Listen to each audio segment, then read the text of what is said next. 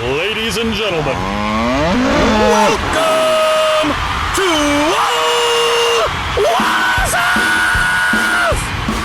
Let's get fucking listening, baby! Yes!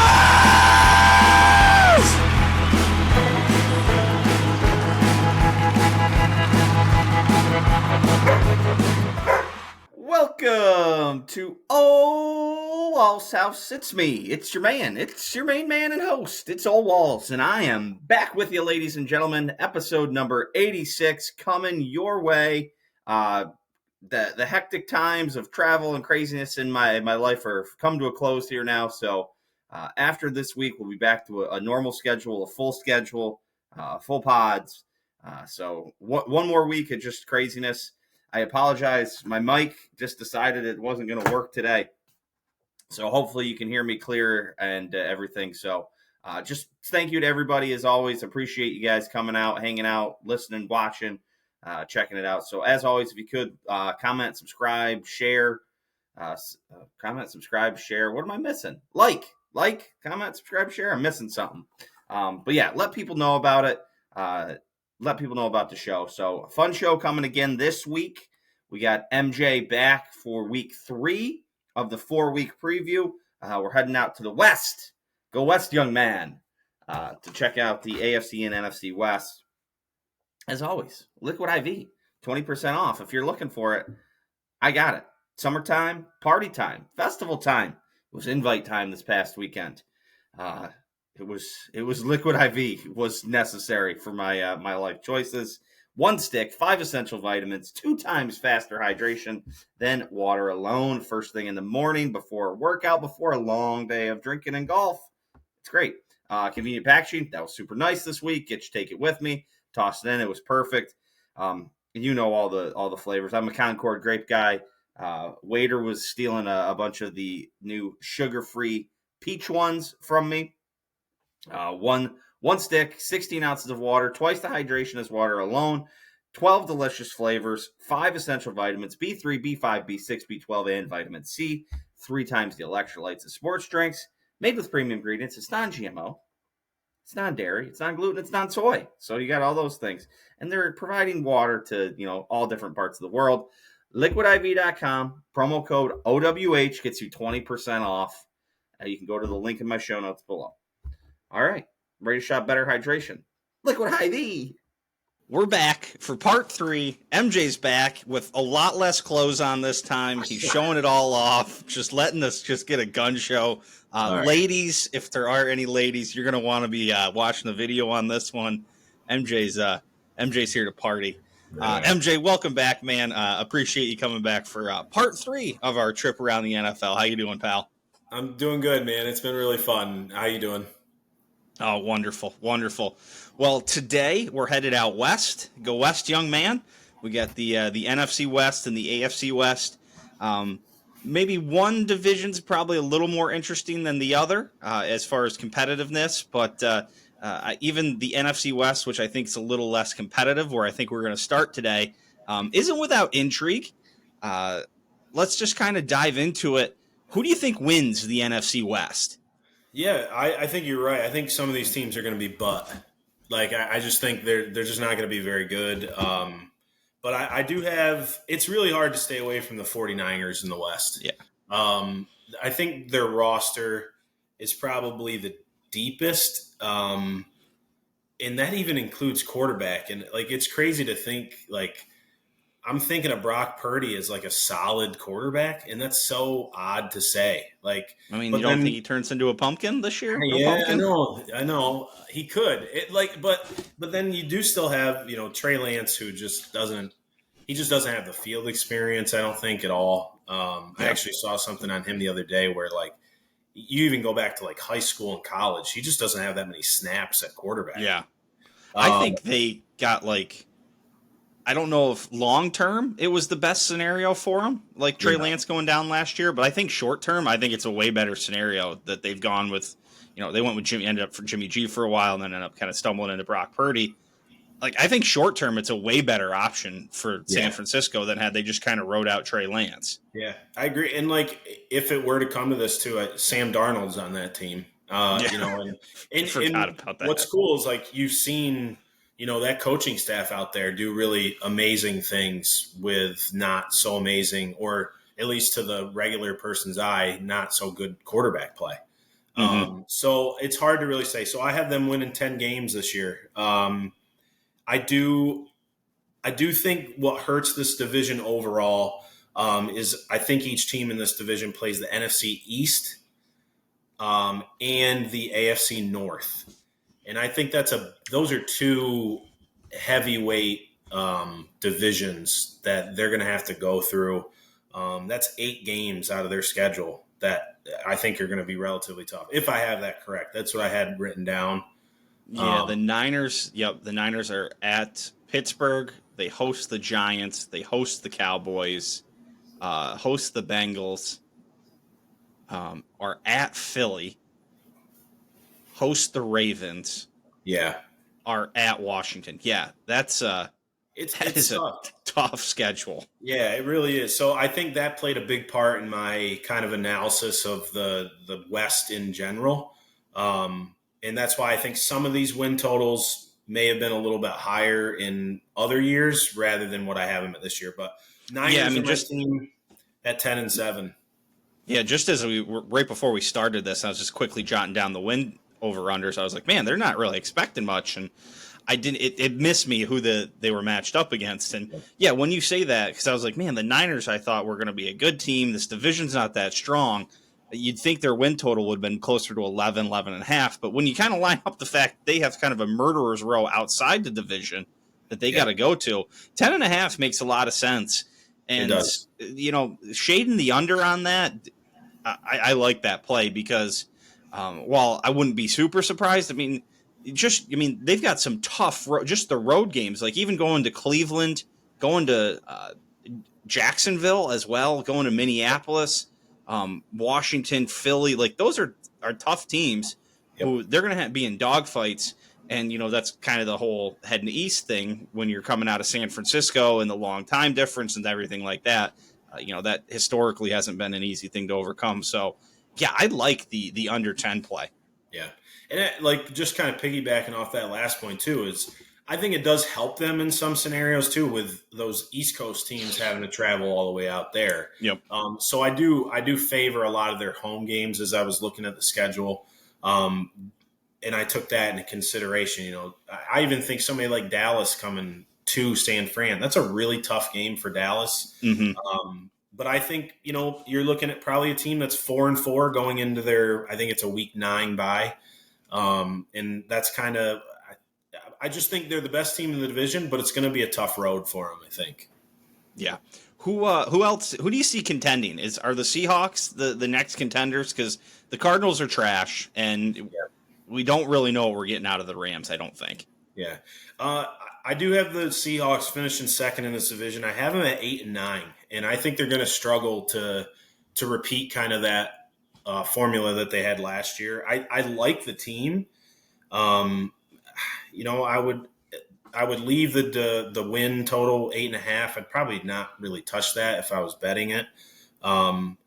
But again, you're kind of like we just talked about Brock Purdy. Like we're sitting here like saying like Geno Smith is a pretty good quarterback now. And if you would have asked, I think anybody maybe 5-6 years ago, we'd have been like, he's just going to be he's a career backup, you know, whatever. But he's probably the first, if not second best quarterback in this division, pending maybe a Matt Stafford if he's healthy or not. But I think he gets some 8, maybe 9 wins. I like the roster, but it's just nothing really wowed me with them, and I think they take a slight step back this year. Yeah, they were kind of that like Cinderella story last year. Yeah. You know, they have, was it the opening week when they played Denver, and I think everybody and their brother was on Denver to kind of blow them out, and you know Russell Wilson was going to get off to a hot start with the Broncos, and then all of a sudden, Geno went right back, and away they went. It's good, like you said, it's going to be tough to do that, and they're going to get a little tougher schedule this year. They weren't as bad, last year obviously as they were the year before. So, it'll be interesting to see where they go. And I meant to say this. They have a great roster, and I forgot to say this when we were talking about the 49ers. When you look at the 49ers roster, though, that is a great roster. I mean, if you just list like the top line guys, McCaffrey, Deebo Samuel, Trent Williams, who's probably the best left tackle in the league, Nick Bosa, Armstead on defense, Fred Warner, one of the better linebackers in the league. Like, that is a deep team, and that's not even getting like all across the both lines and the backfields and everything like that. I mean, that's just a solid roster.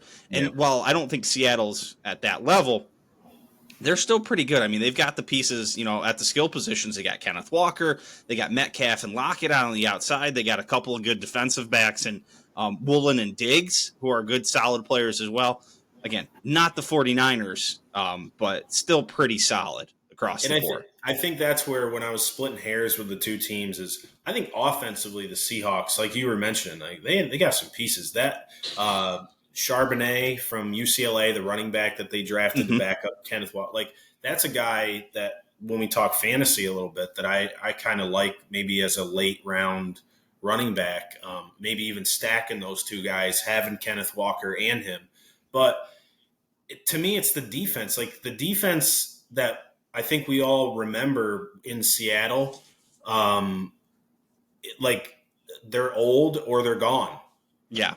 And to me, it's just that was 10 years ago. Yeah, and they won that Super Bowl.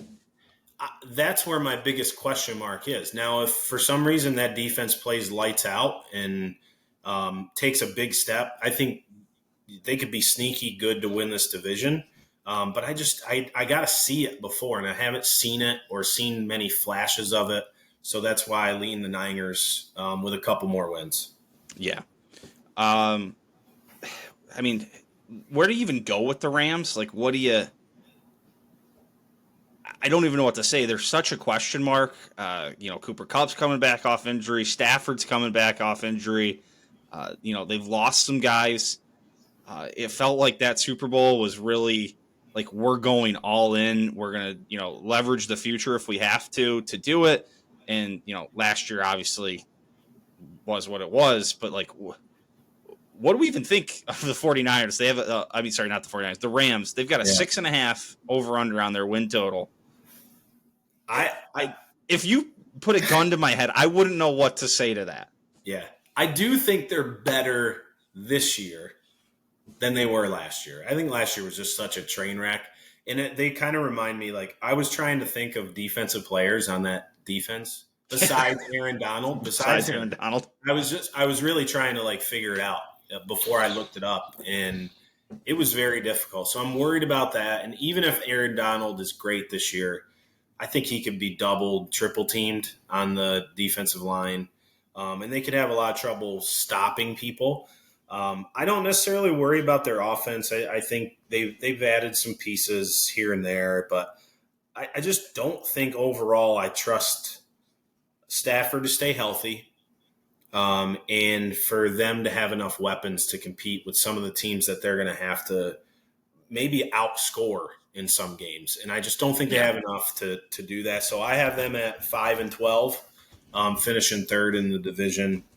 And don't be surprised. This is kind of a little bit of a kind of a guess here, prediction.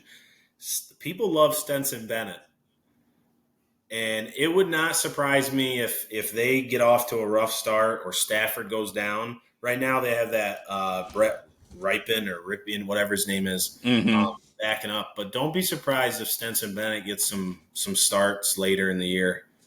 I think Matt Stafford is 35. Yeah. And, when you start having it's shoulder, right? I'm not mistaken. Yeah. When you start having shoulder injuries as a quarterback, like, that's an issue. Now, that said, Stetson Bennett, isn't he like damn near 30, though, at this point? Very true. Yeah. Yeah. Seriously, he's like 25, though, right? He was an older collegiate athlete. Let's just say that, yeah. He was like a Brandon Whedon type. You remember that? Yes. Yeah, he was like 24, 25 years old, going into the league. But okay, he is. He's 25. He's going to turn 26 this year. Wow. Yeah. So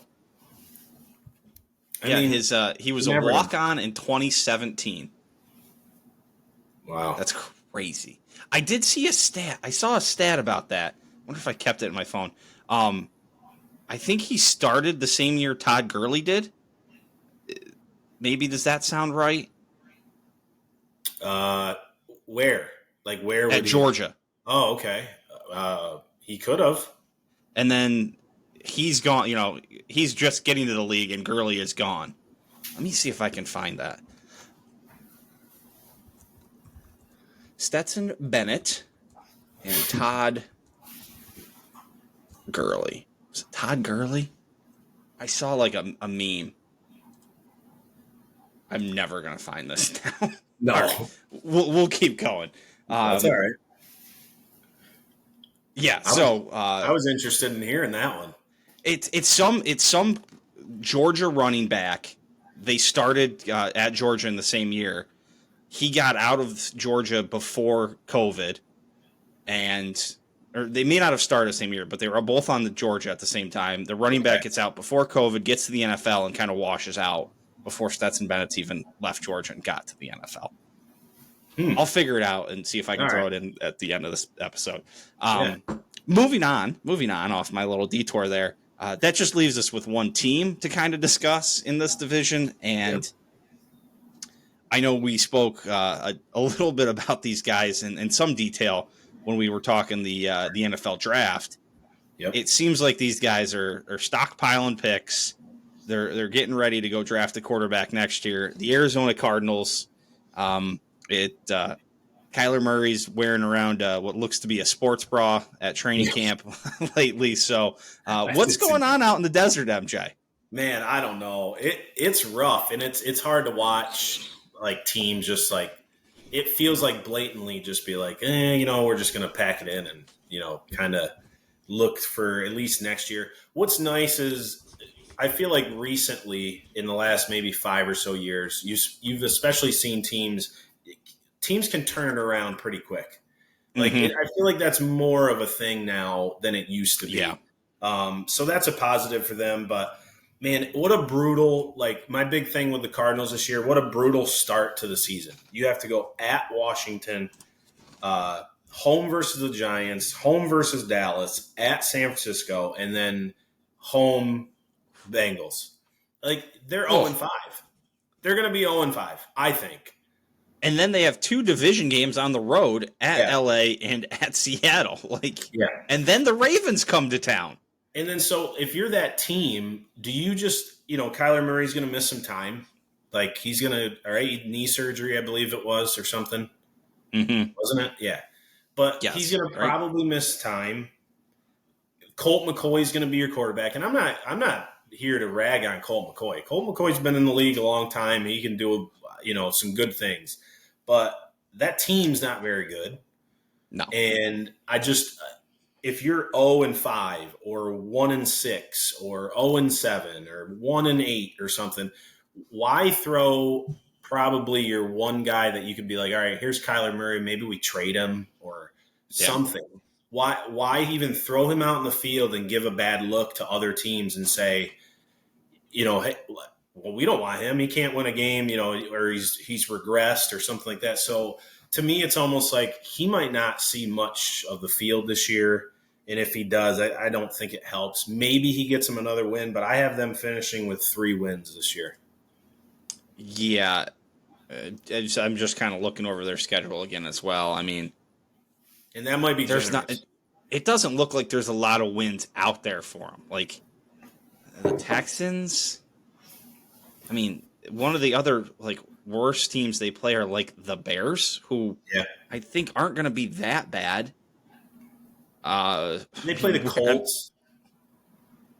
They do not play the Colts. Okay. I mean, if we just run quickly down: Commanders, Giants, Cowboys, Niners, Bengals, Rams, Seahawks, Ravens, Browns, Falcons. There's a chance. Texans. But I mean, at this point, this is November. They could just be mentally not there. Rams, Steelers, 49ers, Bears, Eagles, Seahawks. There's not a lot of wins out there for them with the team that we know they're kind of sending out there. Yeah. It's going to be tough sledding, I think, for a while for them. And especially like, every team's always like, yeah, week 1, anybody can win the Super Bowl and anybody can make the playoffs and all that stuff. But once you go 0-5 or 1-6 or 0-7, you kind of are like, shit, we suck. Like, why? I'm just going to get mine and get the hell out of here. Like, that's it. And it's wild how fast like fortunes have changed for these guys. Yeah. They were 3-13 in 2018. Then they go 5-10-1 in 2019. But then Kyler Murray shows up like halfway through that year. They give him the ball, and he gets Offensive Rookie of the Year. And they go 8-8, 11-6, and then just implosion. Yeah. I mean, I was as critical of Cliff Kingsbury as anybody. I've always just not gotten that guy. But yeah, this is a kind of just a very interesting study and kind of what happened to this team. So. And what makes it even worse is I think they're bringing out more Call of Duty maps. So Kyler's going to be playing that. Like, he's not going to be studying. So Modern Warfare 3's coming out. They're really fucked. What do you got for bets related to the NFC West? I really only have one that I liked, and that was the under for the Cardinals at -120. And then I did have one with some plus money on it. I think could be decent. Just the way the 49ers run their offense a little bit. I actually like Geno Smith for the Seahawks to have the most regular season passing yards in the NFC West. Okay. And that's at +110. I think the Seahawks will throw it more. They have some nice weapons like San Francisco, but you never know. Brock Purdy falls off a little bit, maybe gets benched. Sam Darnold or Trey Lance comes in for a game or two or something. He's had some injury issues. I think Geno Smith's kind of the quarterback I trust the most in that division, surprisingly, to throw it around. Jackson Smith and Jigba's there now.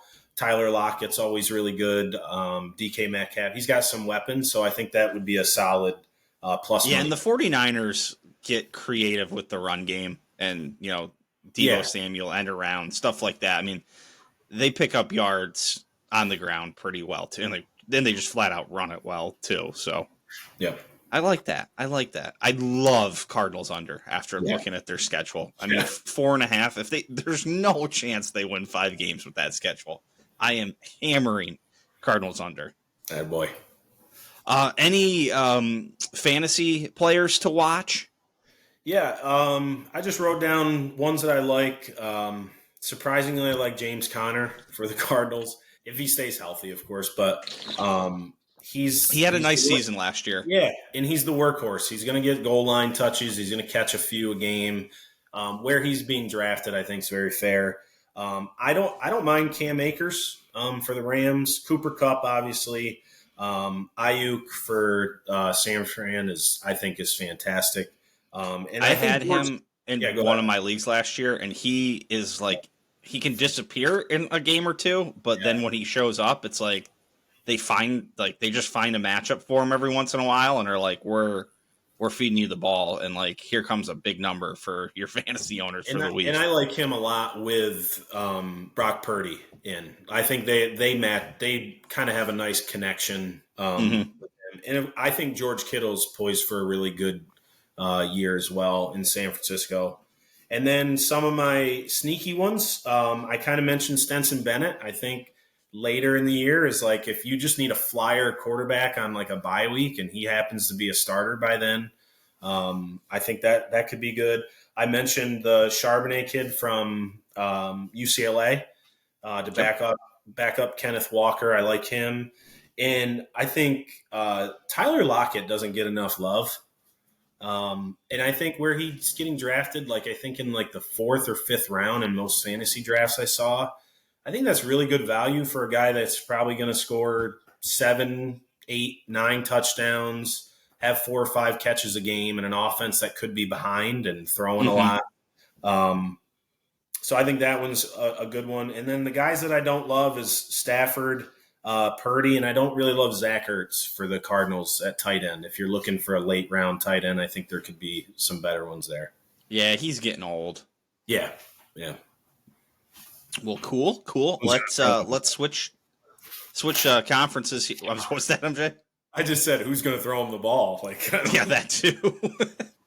Let's switch conferences here and head over to the AFC West. Obviously, home to the reigning Super Bowl champs, the Chiefs. Yep. Patrick Mahomes, Travis Kelce. They're the front runners in the division, rightfully so. I'm seeing their win total at 11.5 on the over/under. But there's some intrigue elsewhere in the division. I think the Chargers are kind of, one of the best rosters in football yet again. A good young arm at quarterback. They have Austin Eckler. And then you got the Broncos. Are we going to see 2 years of that from those guys? And then I think the also-rans in the division are the Raiders. So let's just start with who wins it, MJ. Let's start there where we've been starting with everything else. So who wins the AFC West? I'm gonna go for it this year, man. And I feel like when you were describing the Chargers, you were describing the Dallas Cowboys the last 20 years of my life.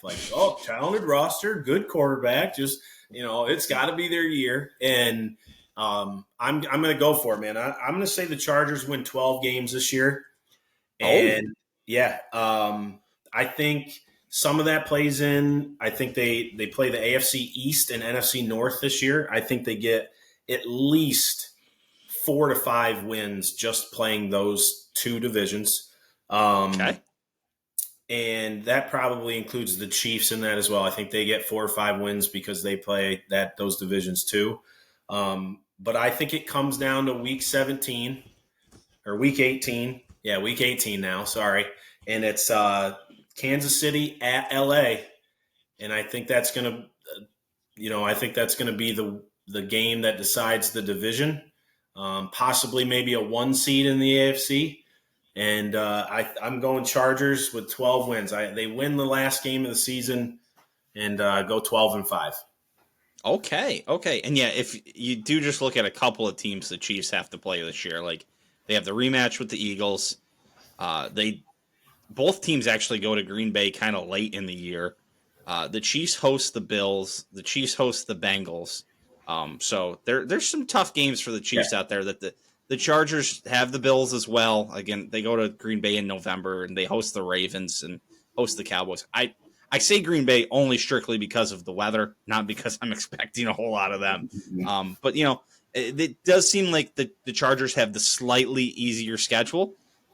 Myself, I would still be leaning on the Chiefs. So I'd like you going out on a limb here and taking something. I'd be taking the safe route.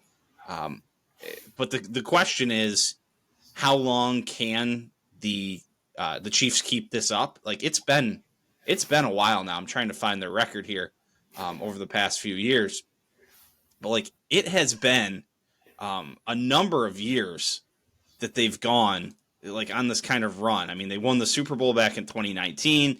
They were pretty close in 2018. That's 5. We're into 6 seasons since then.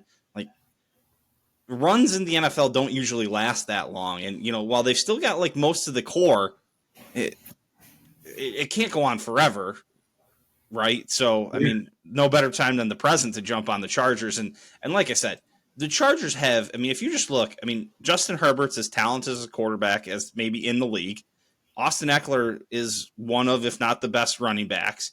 They've got one of the better defensive players in Joey Bosa. They've got Asante Samuel and Derwin James in the defensive backfield. These are strong players at the key positions. Yeah. And it's just going to be, are the Chargers going to charger or are they going to win? They've found ways to lose games in the last 4 or 5 years. Dating back to even when they had Phillip Rivers around. But if they can overcome that, the talent's there and, new offensive coordinator coming in, how's that going to do? A guy you're kind of familiar with, Kellen Moore. Yep. So it's this is a very interesting division. And then, then there's the Broncos kind of sitting out there. I can't imagine Russell Wilson has another year like he did last year, unless he's just completely fallen off a cliff. And then I guess we'll find that out pretty quickly if he has. So, Um, And I agree with everything you said about the Chargers. Kellen Moore actually kind of worries me a little bit. You got to love the 3rd and 10. Let's go 5 wide or something, maybe 4 wide receivers, 1 tight end. And let's just have every single guy that can catch a pass go to 10 yards and stop and just stand there. Because if you watch some Cowboys games in the last 2 years, there was multiple 3rd down or long, 2nd and long or 3rd and long where that was literally the offense on 3rd down. Everyone ran to the stick and stopped. And it was, well, if they played the Packers, that is a tremendous game plan because Green Bay likes to play about 6 yards off off the offensive player on those situations. So it's just one of those things, like, and you kind of alluded to it, and you were naming off these guys, like they're really good. J.C. Jackson's a good corner. Khalil Mack's on that team. They drafted the Henley kid, the linebacker from Washington State, who I really, really liked in the 3rd round. I love the Quentin Johnston, TCU wide receiver that they drafted in the 1st round. And that just, Keenan Allen, I think, is really, really good. Mike Williams is good. But one of those guys usually gets hurt. And both of those guys missed a bunch of time last year.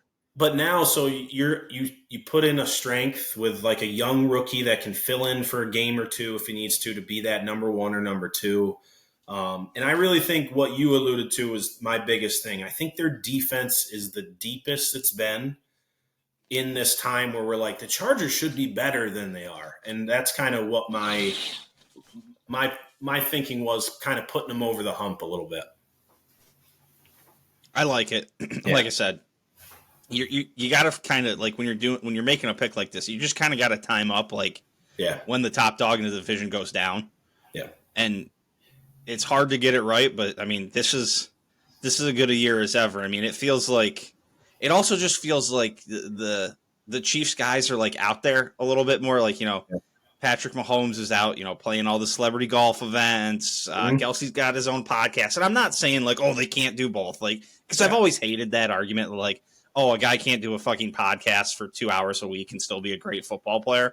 I'm just like, just things do add up eventually. And, like, as you become better and better, and, the other catch is as you become better and better and start doing more things, you just tend to be older, and, like, your physical ability catches up with you a little bit. So, what do you have for the Chiefs over under? I've seen 11.5 wins. So you said 12 wins for the Chargers and they won the division. So I'm guessing you're taking the under on the Chiefs if you're doing anything there then, right? Yeah. I mean, I have both of those teams with 11 wins going into the final game. And then I just have the Chargers pulling that one out and winning the division. So I have the Chiefs at 11 and 6. So I lean the under. Listen, I'm not going to bet against Pat Mahomes. Like, I'm not going to do that. But I always have, like, a betting rule. It's like rule number 1, never bet against. And it was Peyton Manning for the longest time. And, Tom Brady. Yep. I feel like Pat Mahomes is, like, rule number 1. Just don't bet against Pat Mahomes. Just stay away from it if you want to bet the other side. And however you feel about him, like, whether you hate him or love him or indifferent, like, he's really, really good. And it's hard to bet against him. But my big thing was, I don't think the receivers are quite ready. I think I love Sky Moore, love him. Kadarius Toney's on that team now, and he has not shown that he can stay healthy for more than 4 or 5 game stretches. I love Travis Kelce. Their running backs are solid, and I trust Andy Reid a lot. But can you name more than Chris Jones on that defense? Only because I'm kind of looking at some people right here, and Trent McDuffie. If you gave me some time, I could have got there.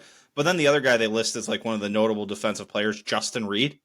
Yeah. Like, I'm staring at it, and it's not really ringing a huge bell with me. I'm like, yeah, okay. Like, but still, like, I'm thinking hard to be like, okay, yes, I remember him from some plays. It kind of reminded me of my feeling towards the Seahawks. I'm like, oh, the Seahawks defense will be okay. The Chiefs defense will be okay. But then I thought about it. I'm like, who's on that team right now? That I'm like, I trust those guys to get stops when it really matters. And I think the Chiefs can outscore anybody, but sooner or later, you got to have some games that you can stop the other team and hold them down. And 11 wins is a great season, and I think they'll still have a really good season. But that's why I lean the Chargers at 12 wins. You mentioned briefly the receivers. The receivers are a little worrisome. I mean, they lost Juju and McCole Hardman. Yep. And, like, those guys aren't world beaters, but they're enough to take a little pressure off, like, Travis Kelce. Like, Travis Kelce's going to get a lot of eyes this year. Like, even more than normal, which is kind of saying something because he gets a lot of eyes to begin with. But it just, I hate to be a broken record, but it just goes back to the same thing. Like, how long can you keep the train running? Like, can you just keep plugging and playing? Like, Pat Mahomes is awesome. Like, best quarterback in the league. But how long can you just be like, okay, we're taking this guy. You get a couple more guys. Like, just make them work. And, seeing, that kind of formula with Rodgers for the longest time in Green Bay, like, it works and works and works. And then, there's a 8-9 season, like it's going to happen eventually to these guys. You have to think, I mean, maybe I'm just totally wrong and Mahomes proves me wrong over and over. And, he just goes out winning 10, 11 games every year. But, history says in the NFL, sooner or later, it comes to get you. 100% agree. The Broncos. Yeah. What are we thinking there? I mean, I've kind of mentioned a couple times, like, I can't imagine them having a season like they did last year. What are you thinking?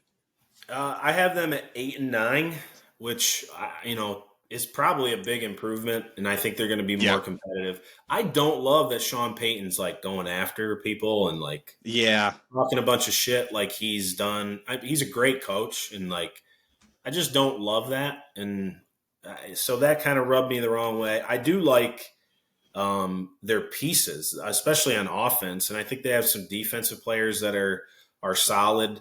But this is a really tough division. And the AFC, I've mentioned this before in, the last couple of weeks with the podcast, and the AFC is very, very deep. And I like to have to go play the AFC East and NFC North. And I know those divisions have their stinkers too, but I got to see it before. And what I saw from Russell Wilson, what I saw in the preseason the other day of their offensive line getting blown back. And so I just don't love to see those things. And they have big names, but they need to play like big players. And I just don't love that team as much as I think some media is on them a little bit. And I don't really see it. So, yeah. What was their record last year? The kicker, Brett Maher sucks. He's on that team. So they're losing a game or two just because of him. Oh, that's awesome. I do love, Tim Patrick for them, the wide receiver. Yeah. I think Jerry Jeudy kind of eats up a lot of the headlines for him, but I think Tim Patrick is fantastic. Yep. He was injured a little bit last year, right? Yeah, I think so. And honestly, that offense was such a mess that he may have played every game and you just didn't see him because no one could get him the ball. Yeah. And a thing that'll be interesting about Sean Payton, like, he's been out of the league a few years. Like, it's been 2 or 3 now? At least 2. At least 2. Let me double check. But like, the NFL is a quick moving league. Like, it's not crazy to be like, hey man, the league has evolved since he's left. Like, it happens quick in the NFL. Like, you can think you're on top of things. 2021 was last year, so okay, so he was just out 1 year. Okay, so disregard. It doesn't move that fucking fast. I was thinking it was closer to like 3 years. So. So disregard there. But it'll be interesting to see how he does in a new location with Russell Wilson. Like, he's a guy who was a great coach, but like had one system, one quarterback. Like, it was something that, it was a great situation that didn't require a whole lot of, change and everything like that. Like, once they got it figured out, they kind of rolled with it for a long time. Yeah. So it'll be interesting to see how he does and kind of coming into a new situation and going for it that way. And that leaves just one team in this division, which, made one of the most mind-boggling quarterback moves in the offseason to me, getting rid of Derek Carr and bringing in Jimmy Garoppolo. It felt like it was the same quarterback, but slightly worse. Yeah. Maybe they just realized Derek Carr wasn't their guy and Jimmy Garoppolo's, a holdover for a little bit, but just would have figured run it with Derek Carr. He's kind of the reason they get Devontae Adams in that trade a couple years ago. So they got a pretty low win total, over under 6.5. If anything, I'm kind of leaning the under on that one. I don't know if you see something that I don't see with this team. I mean, they got some pieces. They got, a little bit of an older Chandler Jones and Max Crosby on the defensive line, Josh Jacobs and Devontae Adams, but I don't know. I don't feel it with this team, really. And so that I 100% agree. I lean the under. I have them at 5-12, and man, it felt generous sometimes. Like I like some of this roster. They have some big names like at the top, but it was like it almost felt like last year with the Derek Carr thing. They wanted to be a team that was like, okay, we're cashing this year in, and we're going to go get like some young guy, right? But then you go out and you get Jimmy G. So like, are you trying to win now, or are you trying to rebuild? And it almost felt like there was like some headbutting in the front office, and it was like, well, we want to rebuild and we want to go get maybe a young quarterback. Well, no, we still have a roster that can compete. Derek Carr has shown us that we can compete with this roster. Let's go get a quarterback that can move this forward. So I just feel like they're like in between. And my big thing is whether they're good or terrible, I don't think Devontae Adams is there by the end of the year. And I don't know if Josh Jacobs is going to be 100% happy with the team basically not being very good. And I think if your star running back's not happy and your star receiver aren't very happy, I think it could implode pretty quickly. Yeah, how happy I can't imagine Devontae Adams is that thrilled. No. Like it was a big like a big thing that like he went there to play with Derek Carr. Like he knew Rodgers was, iffy. Yep. He wanted to go play with his buddy from college. I can't imagine he was thrilled to like go there and then like all of a sudden now the other quarterback he went to play with like took off. Like he was out there being like, oh yeah, he's a Hall of Famer. Like, and I know that was kind of bullshit and you say that about your buddy when you're trying to pump him up and everything like that. But like, I can't imagine he's happy. Like you said, Josh Jacobs is top 7 running back, maybe better. Yeah. He's not going to want to be on a team at the bottom of a division. No, especially with the running back shelf life. Like, yeah, why waste a year? Like, he's just going to be like, no, I don't really want to be a part of this. Like, I want to go elsewhere. I just think there's going to be a lot of problems, and I think this will set him into full just rebuild. And let's get the best draft pick we can and go from there. Yep. Any players or any other bets for the division that we like here? So if I'm going to pick the Chargers to win this damn thing, I got to roll with them a little bit. I do like the Chargers to make the playoffs at -115. I think that's solid, The Chargers, I have the Chargers over 9.5 wins at -128. I really like the over 9.5 there. Yeah. He's had some health issues, and I know that's always scary for player props, but Joey Bosa 10+ sacks at +136, I don't think is unreasonable, especially if you really believe in the Chargers. And, with a lot of teams, luck is involved with so much of this, staying healthy and all this stuff. But if he can put together even 14 of the 17 games that they're going to play, 10 sacks isn't that unreasonable from a pretty good player that also has a lot more help on the backside now with Asante Samuel and all that stuff. And if you want to throw it out there, Chargers +300 for the division.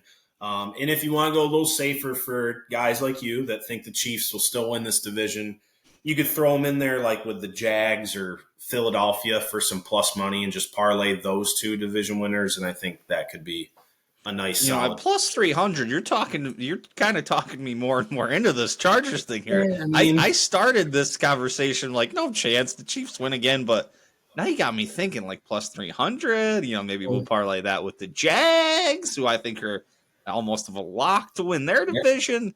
Now we're talking. Or maybe just hedge it. You know, maybe put some money on the Chargers and then hedge maybe Chiefs and Jags or something like that. Like kind of if you feel good. I don't know, something. We could go Chargers Jag.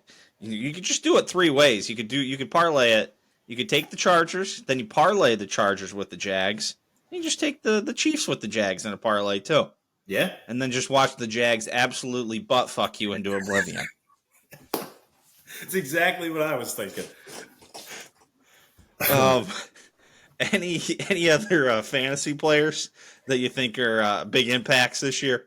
I mean, no big surprises from the guys that I love. I got Josh Jacobs. Hopefully he's happy, but I also have him and Devontae.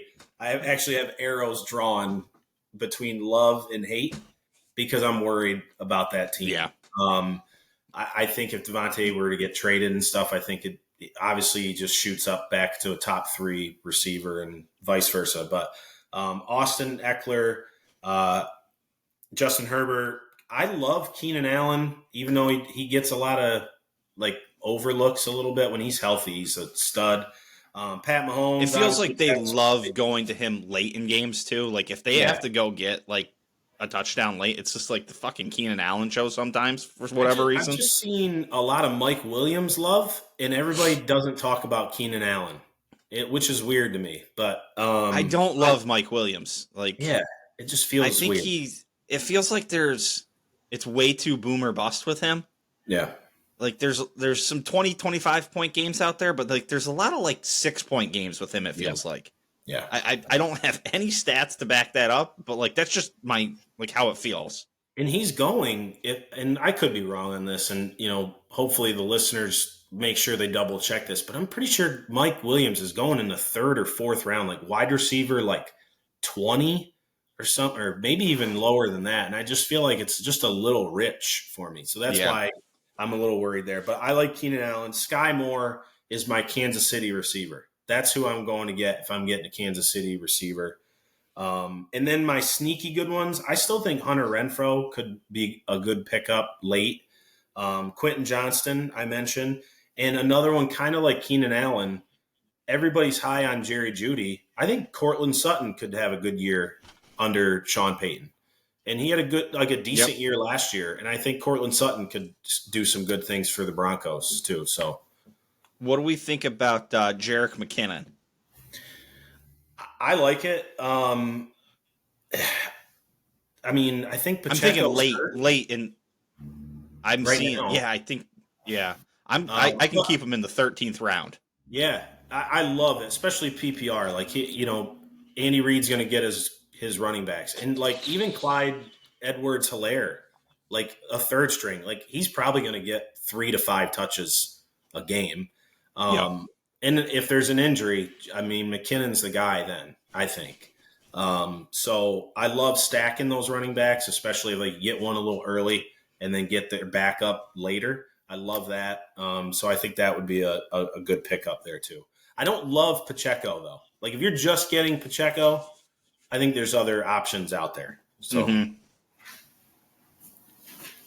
Nice. Well, did we hit everything for these two divisions here as we've continued the tour? I think we got the big points while we were checking in out west. So I think so. Well, cool. Well, on next week we're gonna wrap this thing up. It will be the NFC and AFC North.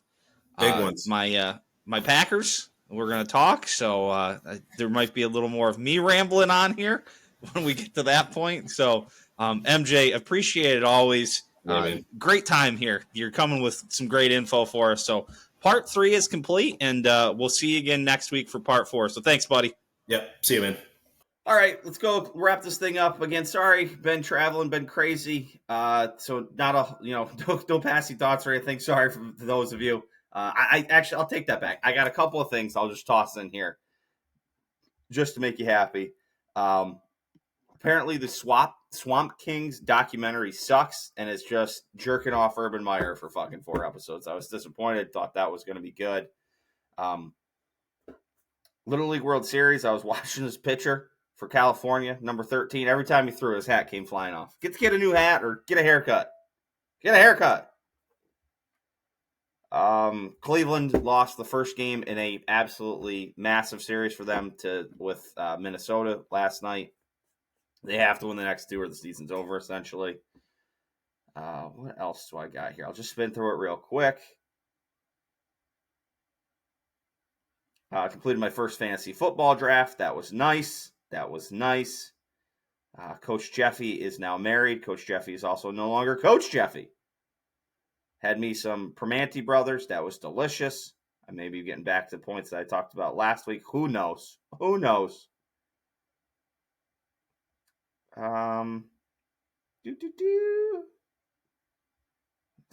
else we got?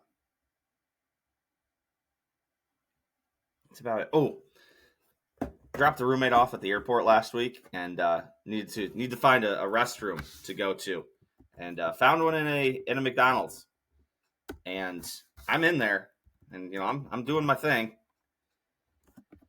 and some gentleman comes in, he's like pulling at the handle, only stall in this bathroom, couple urinals, but only stall, and he finds out it's locked, and I just hear a whoa, and he goes away. And I'm like, that guy's got to go somewhere quick because that sounds bad. And I'm in there still. And he comes back. And like knocks on the door. He's like, you almost done? And I'm like, buddy, it's going to be a minute. Like, I'm working through some things myself here. He's like, okay. Like, my man was in pain, in absolute pain. That is all about all I have, though. So I drove something like 40 hours out to Pennsylvania and back, to Philly, to Syracuse, just all over. I played pretty shitty golf at the Invite, but it was a great time. So, yeah, back to real world here. We'll have a much more normal episode next week. MJ and I finish up the 4-part series of the previews. We're heading north, NFC and AFC North. So we got the Packers coming up, and then I'll have a full episode. There might be more stuff post first full weekend of college football, and then the first weekend of the NFL is going to be after that show next week. So very excited for that. So, ladies and gentlemen, that's all I got. So thank you. Thank you for producer Kevy for throwing this together again, as always. Till next week. Wait. Liquid IV, 20% off. Promo code OWH. Till next week. Peace.